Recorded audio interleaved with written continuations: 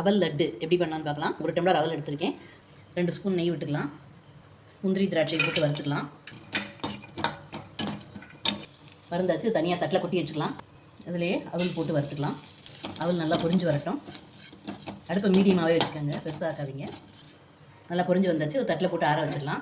1/4 tumbler தேங்காய் எடுத்திருக்கேன். தேங்காய் தூளையும் வறுத்துக்கலாம். நல்லா தேங்காயில் உள்ள ஈரப்பதம்லாம் போச்சு. நல்லா வறுந்தாச்சு. இப்போ அடுப்பை ஆஃப் பண்ணிடலாம். இதையும் ஆற வச்சிடலாம். ஆரியாச்சு அவல் இதை மிக்ஸி ஜாரில் போட்டு இதோட 2 ஏலக்காயும் போட்டு அரைச்சி வந்துடலாம். வறுத்து அவலை பவுட்ரு பண்ணியாச்சு. இது ஒரு பாத்திரத்தில் கொட்டிக்கலாம். வறுத்து தேங்காய் போட்டிருக்கேன்.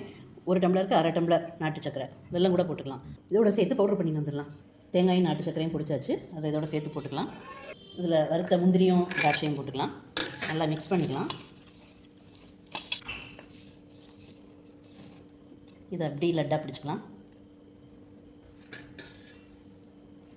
இதே மாதிரி எல்லாத்தையும் பிடிச்சிக்கலாம்.